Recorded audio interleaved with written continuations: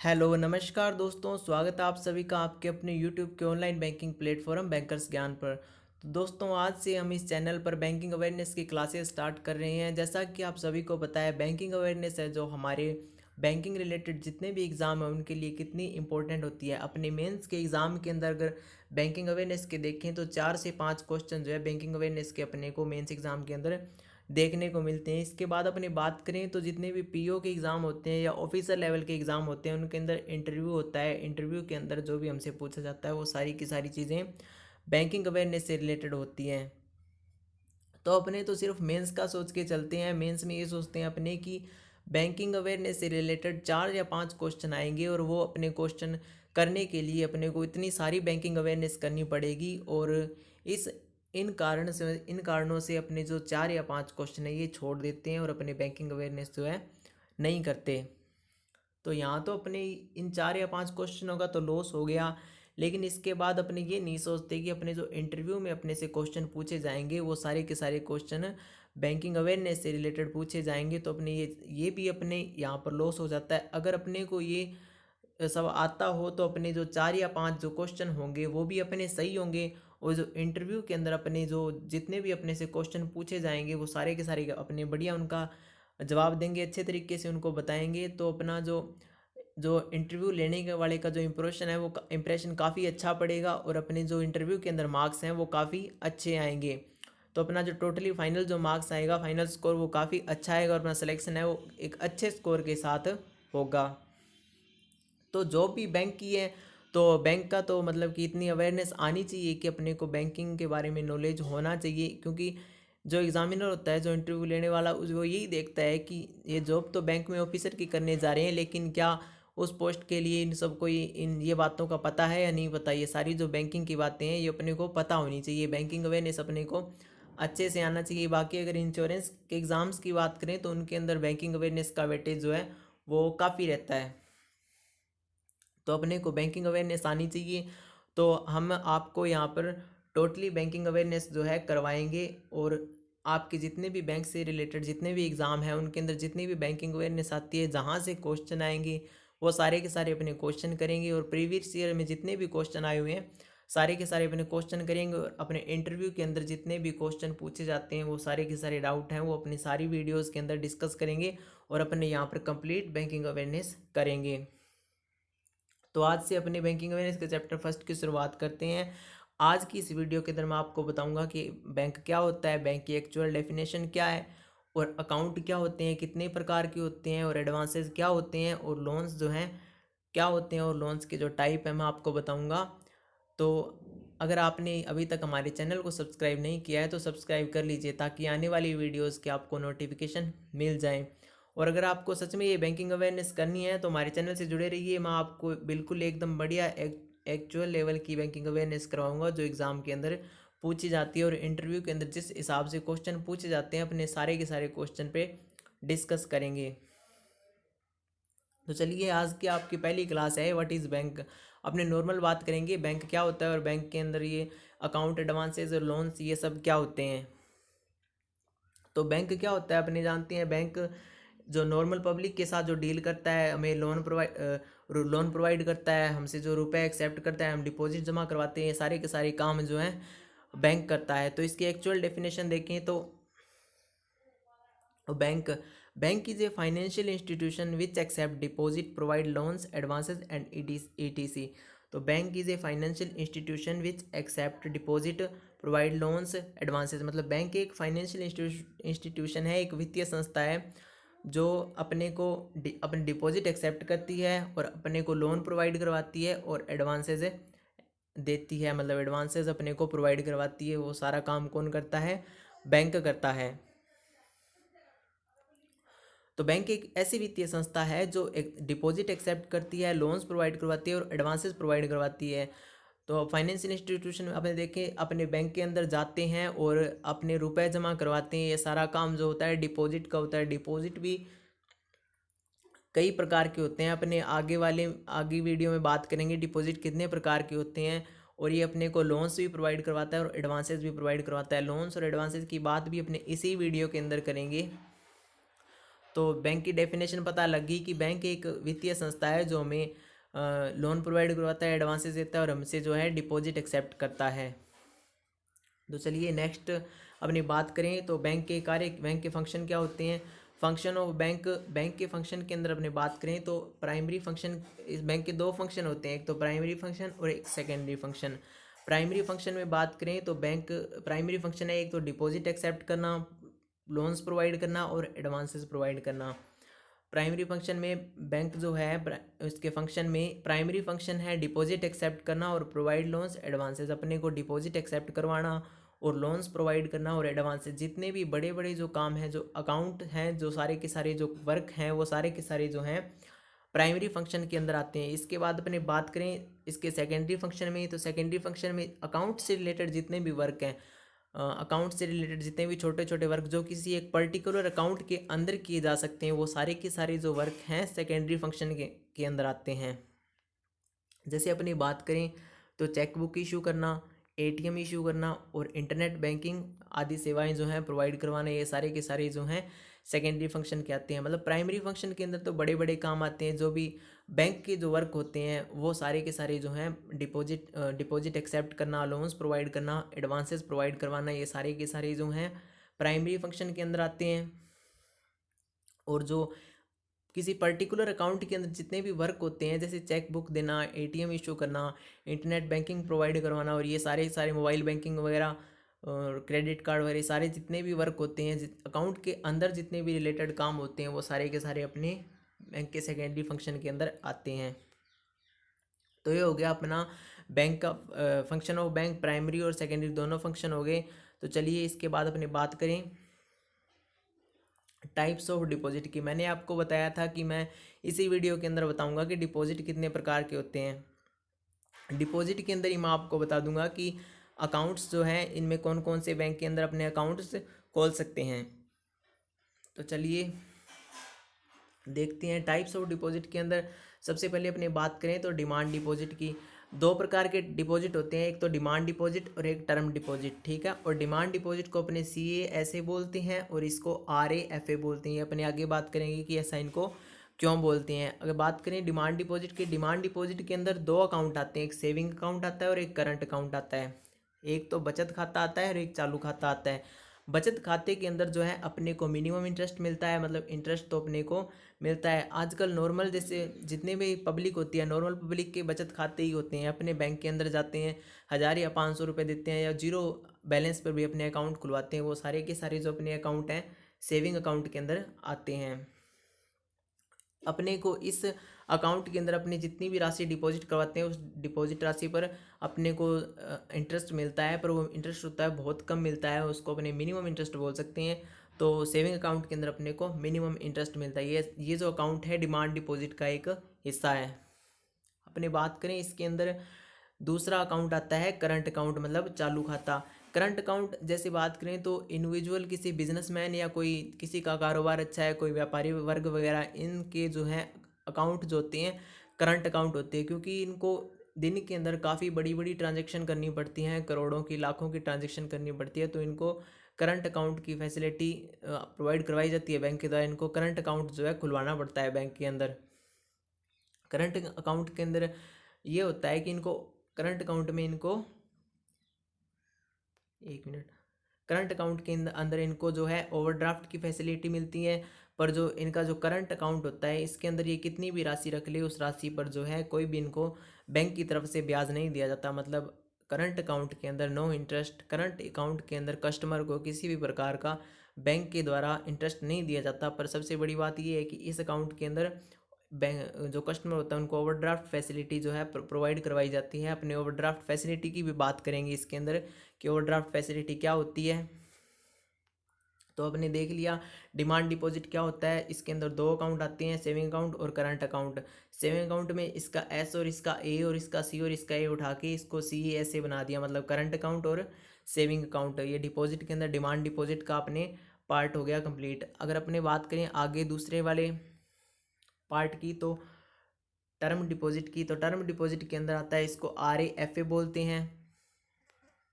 इसके अंदर भी अपने दो प्रकार के अकाउंट आते हैं, एक तो आता है रिक्यूरिंग डिपॉजिट अकाउंट, इसको अपने आवर्ती जमा खाता बोलते हैं हिंदी में। और दूसरा आता है फिक्स डिपॉजिट अकाउंट, सावधि जमा खाता, जिसको अपने एफडी बोलते हैं। बैंक के अंदर अपने एफडी वगैरह करवाते हैं, वो सारे के सारे अकाउंट जो हैं RAFA वाले अकाउंट होते हैं, टर्म डिपॉजिट के अंदर आते हैं। ये तो अपने नॉर्मल जो डिमांड डिपॉजिट है, ये तो अपने नॉर्मल ट्रांजैक्शन के लेन देन के लिए डेली बेसिस के अपने निकलवा सकते हैं, रुपए डलवा सकते हैं, अपने डेली बेसिस पे कितनी भी ट्रांजैक्शन कर सकते हैं। लेकिन जो टर्म डिपॉजिट हैं, ये इनकी भी टर्म्स होती हैं, ये इनके मतलब कि टाइम पीरियड होता है, उतने टाइम पीरियड के अंदर अपने रुपए जमा करवाते हैं, निकाल सकते हैं, या कोई लेन देन जो है कर सकते हैं।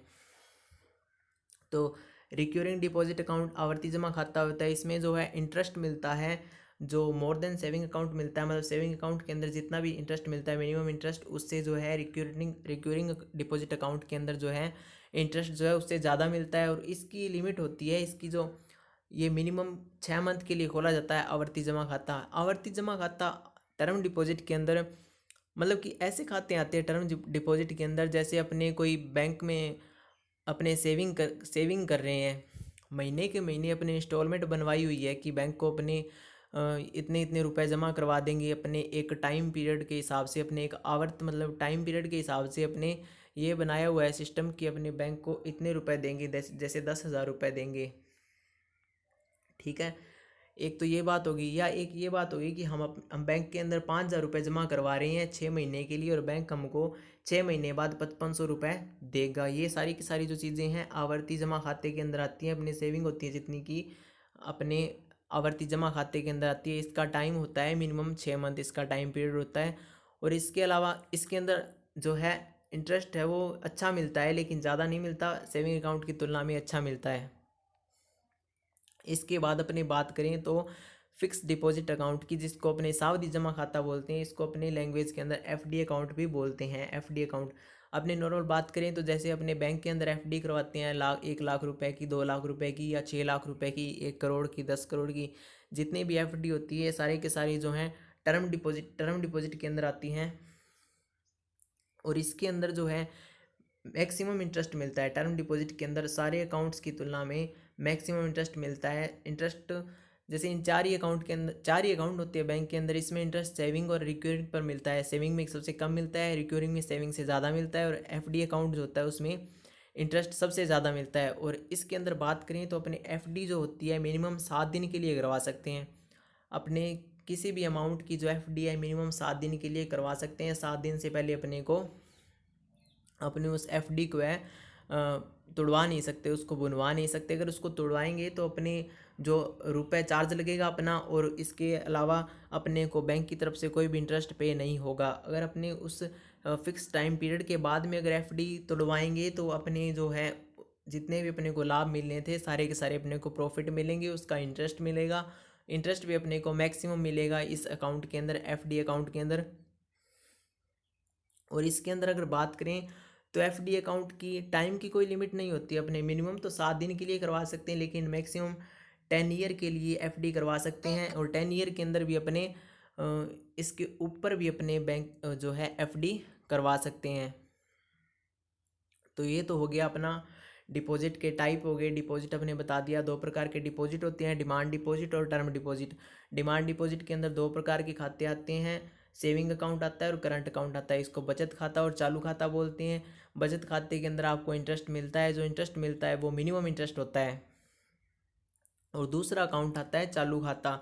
चालू खाते के अंदर जो है कोई भी इंटरेस्ट बैंक की तरफ से नहीं दिया जाता। चालू खाते के अंदर एक उनको जो कस्टमर होते हैं करंट अकाउंट की, उनको फैसिलिटी दी जाती है ओवरड्राफ्ट की फैसिलिटी। वो अपने बताएंगे थोड़ी देर में कि ओवरड्राफ्ट फैसिलिटी क्या होती है। इसके अलावा डिपॉजिट के अंदर दूसरा डिपॉजिट का टाइप है टर्म डिपॉजिट। टर्म डिपॉजिट के अंदर 2 प्रकार के अकाउंट आते हैं, रिक्यूरिंग डिपॉजिट अकाउंट आता है और एक फिक्स डिपॉजिट अकाउंट आता है। आवर्ती जमा खाता और सावधि जमा खाता आता है। आवर्ती जमा खाते के अंदर इंटरेस्ट मिलता है जो बचत खाते की तुलना में ज़्यादा मिलता है, और इसका जो टाइम पीरियड होता है ये मिनिमम 6 मंथ होता है। और बात करें एफडी अकाउंट की, फिक्स डिपॉजिट अकाउंट, सावधि जमा खाते की, तो मैक्सिमम इंटरेस्ट मिलता है इसके अंदर इंटरेस्ट है जो सबसे ज़्यादा मिलता है। और इनकी जो मिनिमम है वो 7 दिन है, और मैक्सिमम है जो 10 ईयर से ऊपर अपने जो इसका टाइम पीरियड है, अपने 10 साल से भी ज़्यादा के लिए भी अपने एफडी करवा सकते हैं। तो अपने को 10 साल के बाद जो है इसका जितना भी ब्याज बनेगा अपने को बैंक उस रकम के साथ और ब्याज के साथ अपने को हमारा पैसा लौटा देगा। अगर उससे पहले 10 साल से पहले अगर अपने बैंक से एफडी तोड़वाते हैं तो अपने को जितने एफडी पूर्ण होने के बाद अपने को जो प्रॉफिट मिलने थे अपने को वो प्रॉफिट नहीं मिलते, कम ब्याज पर कम रुपए मिलते हैं और अपने को एफडी तोड़वाने के चार्जेस भी पे करने पड़ते हैं। तो ये जो जितना टाइम पीरियड कंप्लीट हो जाए उसके बाद अगर अपने एफडी खुलवाते हैं या तोड़वाते हैं तो अपने को जो प्रॉफिट है वो काफ़ी अच्छा होता है, अपने को पूरा उसका ब्याज मिलता है, पूरे उसके लाभ मिलते हैं। तो चलिए अपने देख लिए अकाउंट भी अपने इसके अंदर अकाउंट भी आगे। अकाउंट कितने प्रकार के होते हैं? चार प्रकार के, CASA और RAFA, current account, saving account और रिक्यूरिंग डिपॉजिट अकाउंट और फिक्स डिपॉजिट अकाउंट। तो चलिए आगे अपनी बात करें तो ओवरड्राफ्ट फैसिलिटी की अपने यहाँ पढ़ा है कि करंट जो ये जो डिमांड डिपॉजिट है इसके अंदर जो करंट खाता होता है, जो करंट अकाउंट होता है, चालू खाता है, इसके अंदर जो है कस्टमर को ओवरड्राफ्ट फैसिलिटी दी जाती है। तो ओवरड्राफ्ट फैसिलिटी के अंदर अपने बात करें, इसको हिंदी के अंदर तो अधिविकर्ष बोलते हैं, लेकिन अपने हिंदी लैंग्वेज नहीं याद करनी क्योंकि हिंदी के अंदर जो इसके जो वर्ड हैं काफ़ी टिपिकल होते हैं। जैसे अधिविकर्ष हो गया, अधिविकर्ष ये अच्छा तो अपने इंग्लिश के अंदर याद कर लेते हैं कि ओवरड्राफ्ट हो गया या ओडी फैसिलिटी होगी, जो कौन से अकाउंट में दी जाती है अपने को ओडी फैसिलिटी। तो करंट अकाउंट होल्डर्स होते हैं उनको ओवरड्राफ्ट की फैसिलिटी दी जाती है, उनको कोई इंटरेस्ट नहीं मिलता पर इसके अंदर ओवरड्राफ्ट फैसिलिटी मिलती है। तो चलिए अपने ओवरड्राफ्ट फैसिलिटी के बारे में बात करते हैं कि ओवरड्राफ्ट फैसिलिटी एक्चुअल में क्या होती है और ये करंट अकाउंट वाले होल्डर्स को ही क्यों मिलती है। तो चलिए शुरू करते हैं। ओवरड्राफ्ट फैसिलिटी, तो ओवरड्राफ्ट फैसिलिटी जो होती है आपने बता दिया, जिसका करंट अकाउंट होगा, डिमांड डिपॉजिट के अंदर जिसका भी करंट अकाउंट होगा उसको ओवरड्राफ्ट फैसिलिटी मिलेगी। ओवरड्राफ्ट फैसिलिटी का मतलब क्या होता है कि अपने अकाउंट बैलेंस के अलावा एक्स्ट्रा रुपए विड्रॉल कर सकते हैं। अकाउंट बैलेंस जीरो हो तो भी कैश निकलवा सकते हैं। इस लाइन का अपने मतलब समझते हैं कि किसी भी इंडिविजुअल पर्सन का है, किसी बिजनेसमैन का इसके अंदर करंट अकाउंट है बैंक के अंदर और उसको ओडी की फैसिलिटी मिलती है। ओडी की फैसिलिटी का मतलब ये हो गया कि अगर उसके अकाउंट के अंदर अगर 0 रुपये भी हैं और वो उसकी एक लिमिट बनी हुई है, अगर वो 1 लाख रुपए निकलवाता है अपने 0 रुपये से भी, अगर अपने 1 लाख रुपए निकलवाता है खाते से तो निकलवा सकता है, बैंक उसको रुपए दे देता है। इसको ओवरड्राफ्ट फैसिलिटी बोलते हैं अपने कि ये अपने अगर अकाउंट के अंदर इसका बैलेंस जीरो रह गया तो भी वो अपने बैंक से जितनी उसकी लिमिट है उतनी लिमिट पर वो रुपए निकलवा सकता है। और ये एक प्रकार का लोन का ही टाइप है, मतलब लोन के अपने देखें तो अपने बैंक से जो रुपए उधार लेते हैं उसको लोन बोलते हैं। यहाँ पे जो ओडी फैसिलिटी से जो रुपए निकलवाएगा वो कस्टमर, वो भी एक लोन का ही टाइप है, उसको इस पर इंटरेस्ट भी पे करना पड़ता है और उसकी भी एक टाइम पीरियड होता है, उतने टाइम पीरियड के अंदर उसको वो है जो अपना जितने भी उसने अमाउंट निकलवाई थी वो उसको भरनी पड़ेगी। ठीक है। तो ओवरड्राफ्ट फैसिलिटी क्या होगी कि अपने अकाउंट बैलेंस के अलावा एक्स्ट्रा रुपए विड्रॉल कर सकता है वो, और अकाउंट बैलेंस चाहे जीरो हो तो भी वो कैश निकलवा सकता है। निकलवा कितना सकता है? जितनी उसकी लिमिट बनी हुई हो। तो लिमिट होगी। और इसके अंदर अकाउंट के अंदर उसकी सिक्योरिटी होती है भी, मतलब या तो उसने पहले से कोई अमाउंट जो है सेव करवा रखी होगी या उसका इतना बड़ा खाता होगा कि बैंक को उस पर ट्रस्ट है कि ये अपना इसके खाते के अंदर काफ़ी लेन देन होता है, ये मतलब कि अपना जितना भी ओडी है ये वापस अपना चुका देगा, या इसके खाते के अंदर डेली की इतनी इतनी ट्रांजेक्शन होती है कि ये जो है इसका इतनी ओडी की फैसिलिटी है जो इसको दी जा सकती है। जैसे 1 लाख रुपए की दी है तो दे सकते हैं इसको बैंक। इसके बाद बात करें तो ये फैसिलिटी जैसे करंट अकाउंट बिजनेसमैन का ही होता है, इंडिविजुअल कोई बिजनेसमैन, कोई व्यापारी वर्ग के लोग हो गए जिनकी बड़ी बड़ी ट्रांजेक्शन होती है, उनके ही जो है करंट अकाउंट होते हैं और उनको ही ये ओडी की फैसिलिटी मिलती है। इसके अलावा अगर बात करें तो ये ओनली करंट अकाउंट के अंदर ही सिर्फ ओडी की फैसिलिटी मिलती है, जो जिनके करंट अकाउंट होंगे उन्हीं को ओवरड्राफ्ट की फैसिलिटी मिलती है। और ये जो ओवरड्राफ्ट की फैसिलिटी है एक क्रेडिट फैसिलिटी का ही एक मतलब कि एग्जांपल है, अर्थात इन सारी बातों का एक ही मतलब है, एक अर्थ निकलता है क्रेडिट फैसिलिटी। मतलब कि ओवरड्राफ्ट फैसिलिटी ये है कि credit facility, overdraft facility current account वाले खाते वाले पर्सन को उस जो कस्टमर को क्रेडिट की फैसिलिटी मिलती है। तो ये तो हो गया आपका ओवरड्राफ्ट। तो अपने दोबारा रिवाइज कर लेते हैं। आपने क्या रिवाइज किया है कि बैंक एक फाइनेंशियल इंस्टीट्यूशन है जो अपने को डिपॉजिट एक्सेप्ट करती है, अपने को लोन्स और एडवांसेस प्रोवाइड करवाती है। इसके बाद अपने डिपॉजिट के टाइप पढ़ लिए। टाइप्स ऑफ डिपॉजिट में अपने CASA पढ़ा और RAFA पढ़ा। CASA में करंट अकाउंट पढ़ा और सेविंग अकाउंट पढ़ा, और RAFA में अपने जो रिक्यूरिंग डिपॉजिट अकाउंट पढ़ा, और FD के अंदर फिक्स डिपॉजिट अकाउंट पढ़ा। CASA के अंदर अपना बचत खाता होता है, मिनिमम इंटरेस्ट मिलता है, और करंट अकाउंट के अंदर अपने को कोई भी इंटरेस्ट नहीं मिलता, और अपने को उसमें एक OD की फैसिलिटी मिलती है। और दूसरे के अंदर अपने RAFA पढ़ा। RAFA में अपना जो रिक्यूरिंग अकाउंट था और फिक्स डिपॉजिट अकाउंट था। रिक्यूरिंग अकाउंट के अंदर जो अपने को इंटरेस्ट है जो सेविंग अकाउंट की तुलना में अपने को ज़्यादा मिलता है, और फिक्स डिपॉजिट अकाउंट के अंदर इसको अपने RA की तुलना में अपने को इंटरेस्ट ज़्यादा मिलता है। मतलब इसके अंदर जो है अपने को मैक्सिमम इंटरेस्ट मिलता है। ठीक है। तो FD अपने जो रिक्यूरिंग अकाउंट वाला होता है उसके अंदर अपने को टाइम होता है उसका मिनिमम 6 मंथ, और उसकी जो FD वाला अकाउंट होता है उसकी जो है मिनिमम अपने 7 डेज़ की FD करवा सकते हैं, और मैक्सिमम 10 ईयर और मोर टाइम के लिए अपने FD करवा सकते हैं। कोई फिक्स अमाउंट नहीं है, अपने कितने भी अमाउंट की FD करवा सकते हैं। बैंक अपने को उस अमाउंट पर इंटरेस्ट पे करता है, और उस पर्टिकुलर टाइम के अंदर भी अपना जितने टाइम की FD होगी उतने टाइम के बाद अपने को वो है अपनी जो इंटरेस्ट के साथ अपना जो मूल होगा वो अपने को दे देगा। इसके बाद अपनी बात करें तो करंट अकाउंट के अंदर अपने OD फैसिलिटी पड़ी है। OD फैसिलिटी के अंदर अपने अकाउंट बैलेंस के अलावा एक्स्ट्रा रुपए विड्रॉल कर सकते हैं। अकाउंट बैलेंस जीरो हो तो भी अपने कैश निकलवा सकते हैं। और ये this is type of loan. Overdraft facility loan का ही प्रकार है, और इसके अंदर जिस जिस भी कस्टमर का अकाउंट होता है उसको सिक्योरिटी प्रोवाइड करवानी पड़ती है बैंक को, ताकि बैंक को उस पर्टिकुलर पर्सन पर ट्रस्ट हो कि वो उसको उतनी ओवरड्राफ्ट की फैसिलिटी वगैरह है जो दे दे।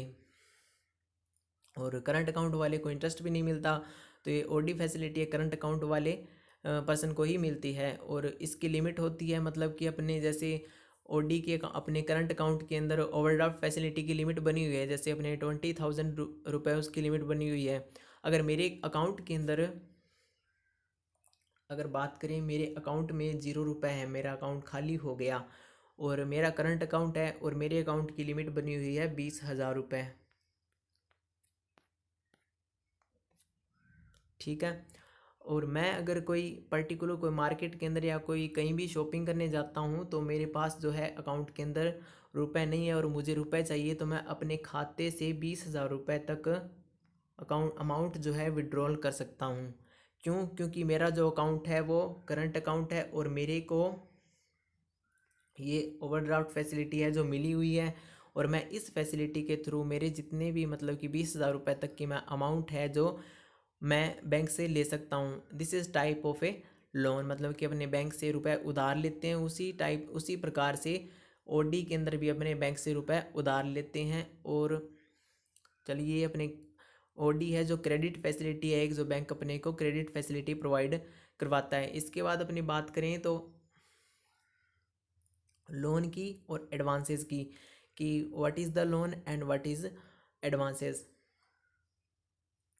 तो लोन अगर बात करें तो क्या होता है कि अपने बैंक से रुपए उधार लेते हैं उसको लोन बोलते हैं। अपने कोई पर्टिकुलर जैसे कोई सिक्योरिटी रख के, अपने कोई भी चीज़ गिरवी रख के, कोई गोल्ड लोन, या फिर अपने कोई भूमि के ऊपर कोई आवासीय लोन, या फिर किसी भी प्रकार के जो डिफरेंट डिफरेंट टाइप के लोन्स होते हैं जो अपने बैंक से रुपए उधार लेते हैं, उनकी सिक्योरिटी रख के उनको उनको जो है अपने लोन बोलते हैं। कुछ लोन ऐसे होते हैं जो बिना सिक्योरिटी पर मिलते हैं, उनको मुद्रा लोन बोलते हैं, जो PMMY के थ्रू मिलते हैं, वो अपने बाद में पढ़ेंगे। तो अपने लोन के अंदर ये देखें कि लोन जो होते हैं लॉन्ग टर्म और शॉर्ट टर्म के लिए होते हैं। पहले अपने लॉन्ग टर्म और शॉर्ट टर्म की बात करते हैं। जो लॉन्ग टर्म होती है वो तो 1 ईयर, 1 ईयर मतलब, या फिर 1 ईयर से ज़्यादा को जो टाइम होता है उसको लॉन्ग टर्म बोलते हैं। और जो शॉर्ट टर्म होती है वो अप टू 1 ईयर होती है, मतलब कि 1 साल या इससे कम का जो टाइम होता है उसको शॉर्ट टर्म बोलते हैं।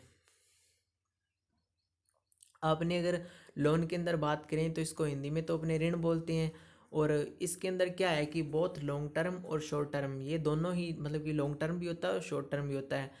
लोन ऐसा टाइप है कि अपने 1 साल से कम या फिर 1 साल से ज़्यादा के टाइम के लिए अपने बैंक से जो है वो रुपए उधार ले सकते हैं, उसको अपने लोन बोलते हैं ये। और केसीसी वगैरह अपने सारी की सारी इसके अंतर्गत आती हैं। जैसे फसल के लिए अपने लोन लेते हैं, अपनी भूमि के ऊपर लोन लेते हैं, और गोल्ड लोन लेते हैं अपने, और कोई भी और चीज़ जो है अपने पास जो अपने बैंक को एक सिक्योरिटी के तौर पर अपने बैंक को प्रोवाइड करवा सकें, तो बैंक अपने को उस सिक्योरिटी के बदले में अपने को लोन देता है। और वो लोन जो है अपने लॉन्ग टर्म और शॉर्ट टर्म दोनों ही हो सकता है, मतलब कि वो अपने को 6 महीने के लिए लोन दे सकता है, 1 साल के लिए लोन दे सकता है, और इससे 1 और मोर ईयर के लिए अपने को लोन दे सकता है। तो हो गया ये लोन।